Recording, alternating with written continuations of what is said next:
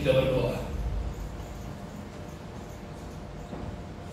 Ya Tuhan Allah kami, sungguh besar kasih-Mu Tuhan melingkupi kami pada pagi hari. Sebentar Engkau mau menyapa kami, memberkati kami lewat firman. Maka pada saat ini Tuhan, bukakanlah hati, pikiran, jiwa kami untuk memberitakan, mendengarkan, dan pada nantinya kami lakukan, kami hidupi firman. Hanya di dalam Kristus Yesus kami telah berdoa dan mengucap syukur. Amin. Baik Bapak Ibu Saudara terkasih, dalam nama Tuhan Yesus Kristus, mari kita sama-sama membuka Alkitab kita. Firman Tuhan yang menyapa kita pada pagi hari ini diambil dari Mazmur pasalnya yang keempat, dimulai dari ayat yang pertama sampai dengan ayatnya yang ke-9. Mari kita sama-sama buka Alkitab kita.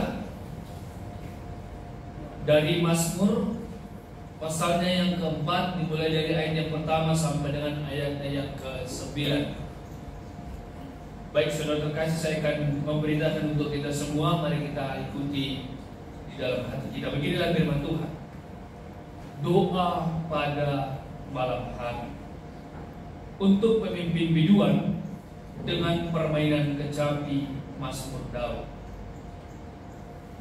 Apabila aku berseru, jawablah aku, ya Allah, yang membenarkan aku. Di dalam kesesakan Engkau memberi kelegaan kepadaku. Kasihanilah aku dan dengarkanlah doaku. Hai orang-orang, berapa lama lagi kemuliaanku dinodai? Berapa lama lagi kamu mencintai yang sia-sia dan mencari kebohongan?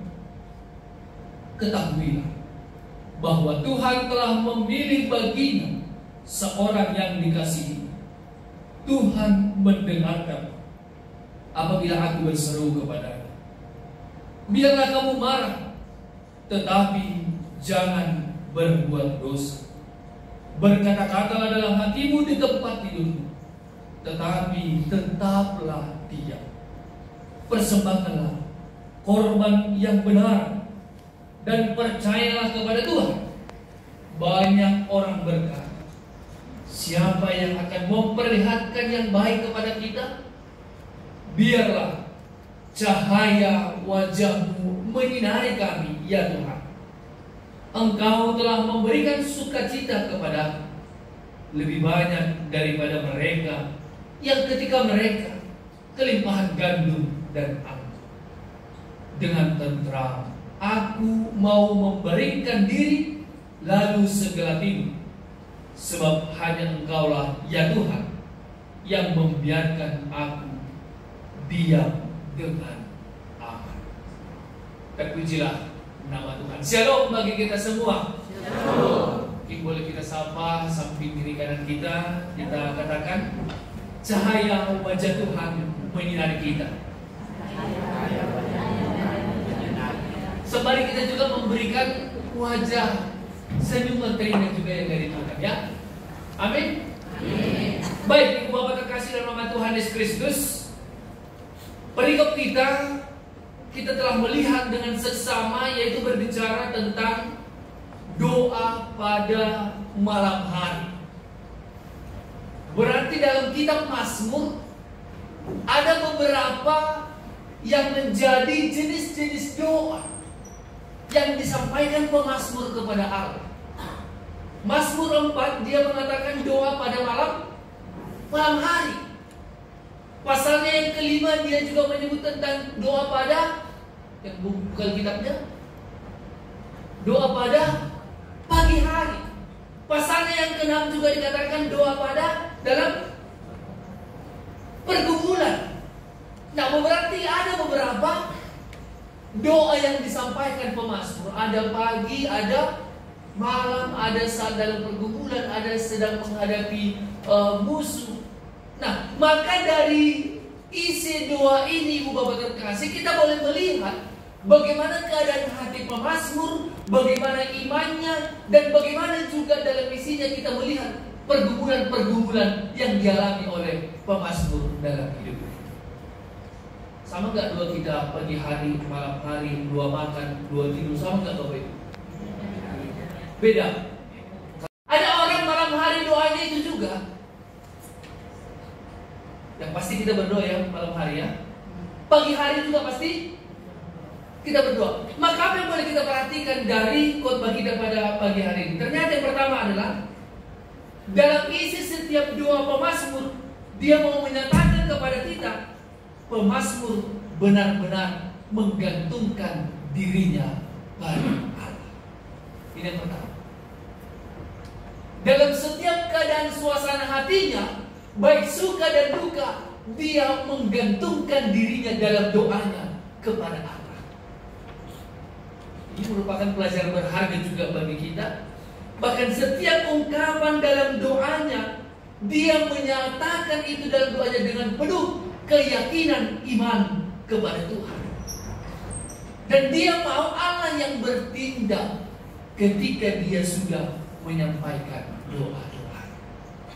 Saudara terkasih, ketika kita sudah menyerukan doa kita kepada Tuhan, saat itu juga lah kita ternyata sudah menerima berkat Tuhan.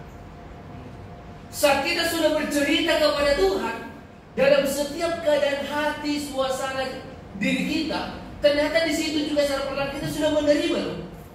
Sangkana martongku aulung majumpa awi jaigo kena ubadi Tuhan.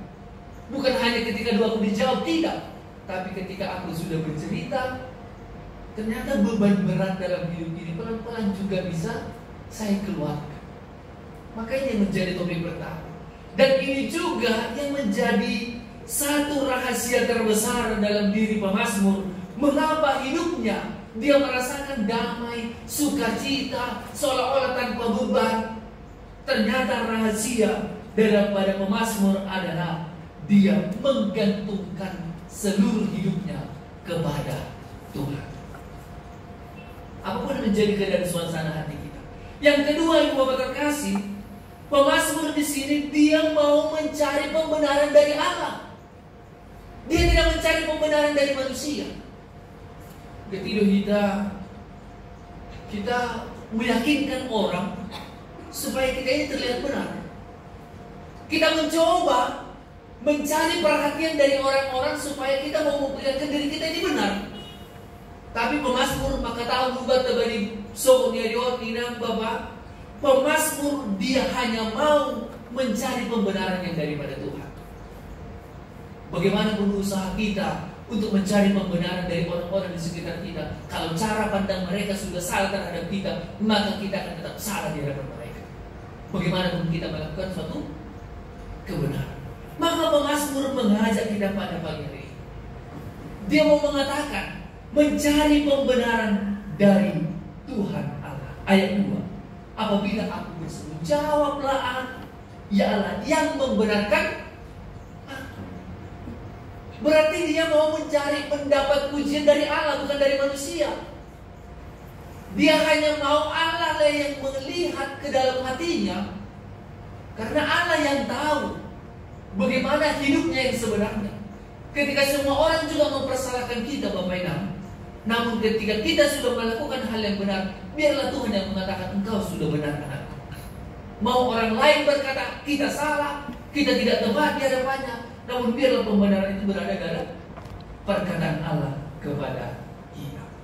Sehingga pemazmur mengatakan keutuhan yang sesungguhnya itu adalah ketika pembenaran itu datangnya daripada Allah. Ayo mana perlu Bapak Ibu.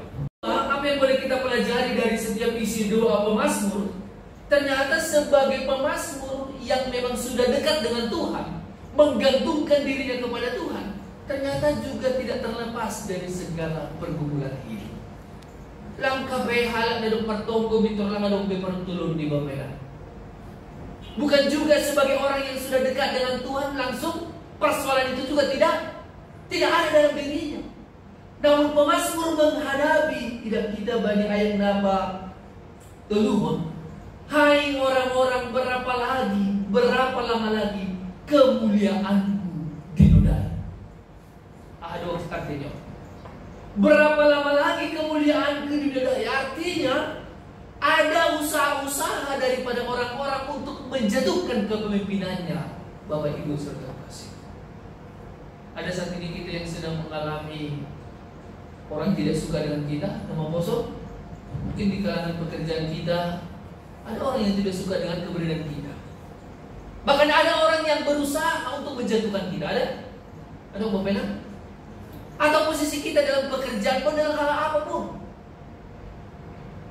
Dalam situasi keadaan yang seperti ini, ternyata pemazmur mengatakan ketika dia menghadapi tantangan, walaupun dia dekat dengan Tuhan, salah satunya pergumulan yang dialami adalah ketika dia juga harus mengalami pergumulan yang datangnya dari keluarganya sendiri. Bahkan pergumulan di sini Daud kan, dari luar banyak tantangannya. Ternyata dalam keluarganya sendiri juga dia menghadapinya. Terkhusus aib persoalan yang dijumpainya dari anaknya sendiri, yaitu isi Quran ini jawaban di si Daud. Absalom anaknya sendiri loh. Justru Absalom lah yang menginginkan kepemimpinan Daud. Absalom itu menginginkan menjadi raja. Sakit doi nang bapak kalau memang pengkhianatan itu datang dari anak kita sendiri. Mungkin kalau dari orang lain masih kita bisa biasa aja, kalau dari orang lain wajar kalau dia mengharapkan. Tapi kalau itu datangnya dari anak kita sendiri yang menginginkan kepemimpinan kita, bukan itu suatu hal yang berat bagi Daud? Nah, namun bagaimanakah Daud menghadapinya? Udah mau lagi ya Bapak. Apakah Daud jatuh? Apakah Daud mengambil tindakan yang salah ketika ada orang yang ingin menggulingkan kepemimpinannya? Nah, terjawab dalam ayatnya yang ke-5. Kita perhatikan ayatnya yang ke-5. Biarlah kamu marah, tetapi jangan berbuat dosa. Wajar inang baba nama poso kalau Daud itu marah terhadap anaknya. Sebegitu tegarnya dia mengharapkan kepemimpinan dari Daud itu sendiri. Wajar dia marah. Ada jalannya untuk marah. Namun di sini dikatakan sekalipun ada jalan bagi Daud untuk marah, namun Daud tidak memiliki jalan untuk berdosa. Amin. Ibu Bapak terkasih, kita juga sering diperhadapkan, bahkan ada jalannya. Wajar kalau kita marah terhadap seseorang, tapi wajarkah kalau kita berdosa? Tentu tidak. Sebagai orang-orang yang sudah diterangi oleh cahaya wajah Kristus, tidak ada bagian kita untuk berdosa. Untuk marah bisa, tapi untuk berdosa tidak. Maka bagaimana kita dan bagaimana juga Daud menghadapi tantangan ini? Dia mengatakan, biarlah kamu marah, tapi jangan berbuat hal yang sulit. Hal yang sulit ya. Bagaimana mungkin aku marah tapi tidak berdosa? Ternyata caranya bagaimana? Ketika kita marah, ilang baba nama poso yang dikasihi oleh Tuhan, jangan sampai perkataan yang keluar dari mulut kita ini adalah perkataan sampai melukai, sampai berisi pembalasan, sampai bahkan kemarahan kita itu sampai berujung pada tindakan penganiayaan. Karena kemarahan seseorang itu bisa sampai menghilangkan nyawa. Beberapa berita yang kita lihat juga di televisi, di media sosial, kemarahan itu, sumber kemarahan itu banyak sekali sampai kepada kematian. Karena apa? Dia tidak mampu mengelola kemarahan dalam diri. Tapi Daud mengatakan, jika engkau marah, ayat yang ke-5, biarlah kamu marah, tetapi jangan berbuat dosa. Kemarahan itu jangan sampai menimbulkan penganiayaan, pembalasan, melukai secara brutal terhadap orang yang bertemu.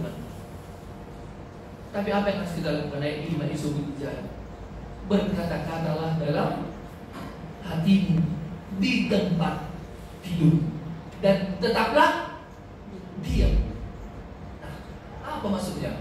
Berkata-katalah dalam hatimu, di tempat tidurmu, tetapi tetaplah diam.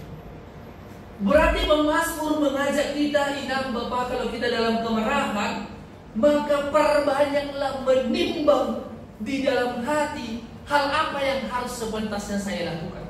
Kalau saya marah, apakah ini suatu hal yang menguntungkan bagi saya, bagi dia, dan untuk Tuhan? Atau kemarahan saya hanya untuk merugikan diri saya, atau hanya untuk melukai dirinya? Kita pertimbangkan setiap kata-kata yang keluar dari mulut kita. Yang kedua dikatakan diam, berarti kita menjaga sikap dan meminta Allah yang memberi pengertian kepada kita. Lang kita biar pena mengelola pikiran kita, berdiam dalam arti jangan kita mengambil sikap dalam itu, tapi biar Allah yang memberikan pengertian bagi kita disakiti, dilukai. Israel mampu kita mengelola setiap persoalan pergumulan hati kita pada saat ini. Bahkan dikatakan juga dalam Injil, dalam Lukas, dalam Markus itu dikatakan juga, mintalah berkat bagi orang-orang yang mengutuk engkau. Bahkan berdoalah bagi mereka yang menyakiti engkau. Berarti kalau ada orang yang menyakiti kita berdiam di tempat tidur kita. Misalnya kan doa pada malam hari. Berarti sebelum matahari terbenam sebenarnya persoalan yang tadi itu sudah selesai. Maka pada malam hari dia hanya mengingat tadi, berkata-kata dalam hatinya, oh begini dia berbuat. Tapi sampaikanlah itu di dalam doa. Pernah nggak kita mendoakan musuh kita? Doa kita benar atau enggak? Jangan-jangan kita berdoa kepada Tuhan tapi berdoa untuk meminta pembalasan. Biar dia Tuhan merasakan apa yang dia merasakan saat ini juga. Biar dia Tuhan merasakan apa yang dia berbuat kepada aku. Nah, ada kontra. Apakah doa yang memberkati atau doa yang ingin melukai? Bisa dalam doa. Tapi di sini katakan sebelum matahari terbenam sebenarnya persoalan itu sudah selesai.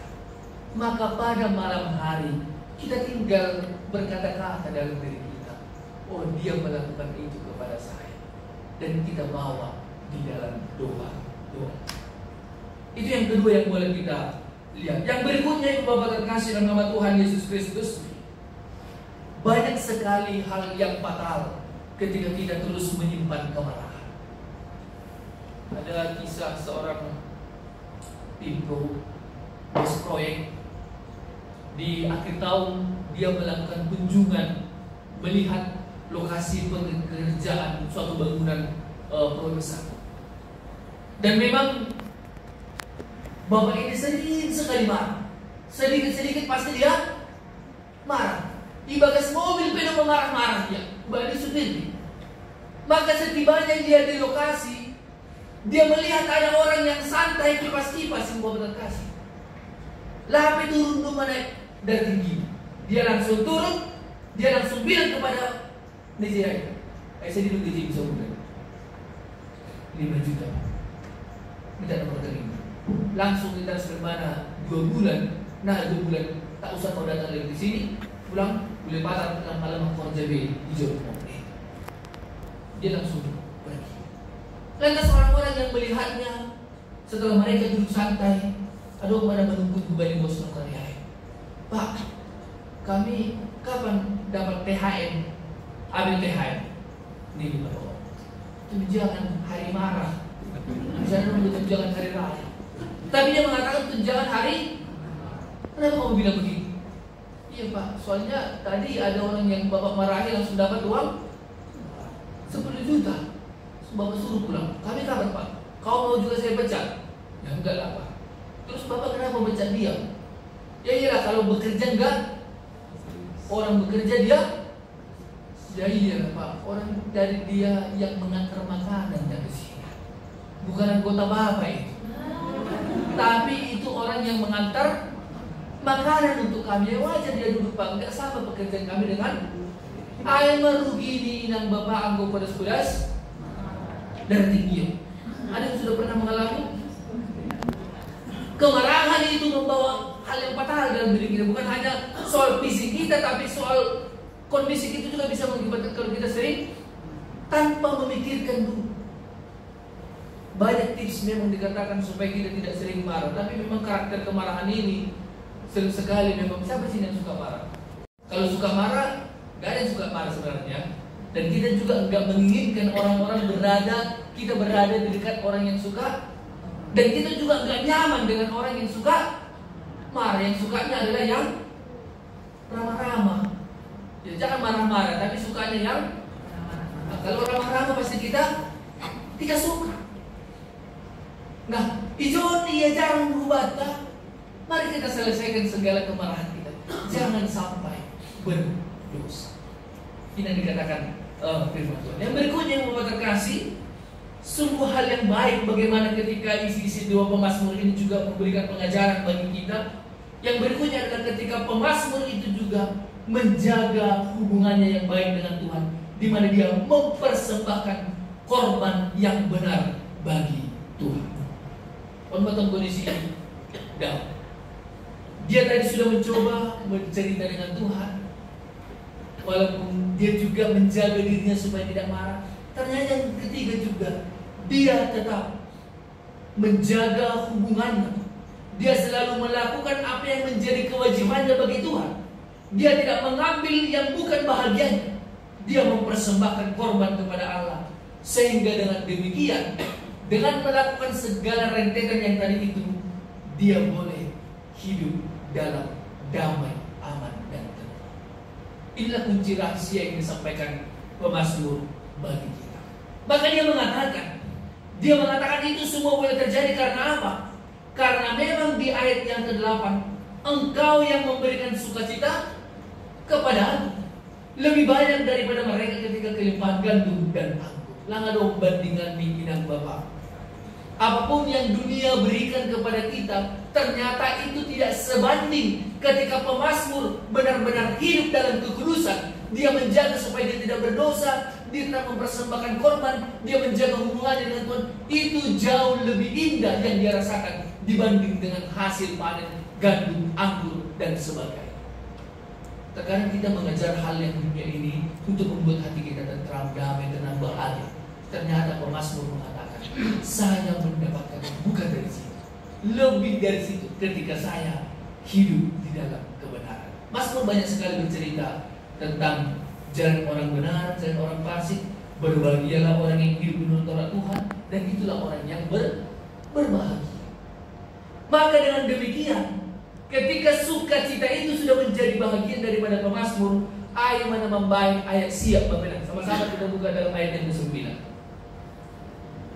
Dengan tentram aku mau memberikan diri lalu segera tidur. Sebab hanya Engkau ya Tuhan yang membiarkan aku diam dengan. Kalau dia sudah melakukan fase-fase yang tadi, dia berseru kepada Tuhan, dia menceritakan segala keluh kesahnya kepada Tuhan, dia memaafkan, dia berdoa, dia mempersembahkan korban, maka malam hari dia boleh membaringkan diri lalu segera lampaya-paya di bawah dunia Bapak. Ada orang yang sulit tidur saat ini. Ada penyebabnya. Kalau faktor usia itu tidak maklumi. Tapi kalau faktor kita tidak mampu mengelola pikiran kita, itu harus kita bereskan. Kita susah tidur karena apa? Mungkin masih ada kebencian dalam diri kita. Masih terngiang di telinga kita perkataan orang yang menyakiti kita, sehingga kita terlalu dosa di dalam tempat tidur kita. Maka ada berkaitan teraman batin. Tidak ada sukacita lagi bagi kita. Tempat tidur inang Bapa sebenarnya adalah tempat ternyaman. Itulah tempat istirahat kita. Kalau itu saja kita tidak bisa tentram, Izaya bilang kuisonan kita, di mana lagi kita bisa merasakan ketentraman? Maka pemazmur mengatakan, ketika dia membaringkan diri, lalu dia segera tidur. Mau tidur nyenyak, Ibu Bapak terkasih? Dari sinod dulu siang, sinod dulu. Saya juga ternyata terima juga tidak terlalu sinod dulu. Biasanya kami sama Inang tidurnya memang jam 12, jam 1, jam 7, selimbun, kadang jam 8. Tapi kalau pagi ini saya memaksa tidur jam 10 tapi tidak bisa juga tidur sampai jam 12 baru kasih boy mulut. Karena memang apa? Ada dalam pikiran. Kita lihat aku saja. Banyak hal sekarang yang menghantui diri kita sehingga tidak ada kenyamanan dalam diri kita. Mungkin kita juga harus memikirkan hari esok pulang sopak jam 2 jam 7. Ayo biar dulu dari itu. Jangan sampai terbangun melihat jam sudah jam. Bodoh pas sopak pulang kenapa pagi kulihat jam sudah jam 7, apalagi terjadi. Landas bisu nama beda. Kan itu kita takutkan juga. Maka terkadang mengelola pikiran ini tidak semudah yang kita pikirkan. Mengampuni tidak semudah yang kita pikirkan. Tapi Pemasmur sudah membuktikan kok. Artinya bisa. Bodoh apa? Ketika Pemasmur benar-benar menggantungkan dirinya kepada Tuhan. Maka mari kita berdoa, berseru, mengampuni dan tidak berdosa ketika ada hal-hal yang tidak sesuai dengan kehendak dan pikiran kita. Dan biarlah cahaya wajah Kristus itu menyinari kita sehingga kita boleh menikmati hidup ini bersama-sama dengan Tuhan. Amin. Mari kita bersatu di dalam doa. Tuhan adalah Bapa kami, berikan pengertian bagi kami ya Tuhan untuk menyaksikan segala hal yang sudah dialami oleh Pemasmur. Permohonan kami ya Tuhan, yang kami alaskan dengan nama satu yang indah, yaitu Yesus Kristus Juru Selamat kami hidup. Amin.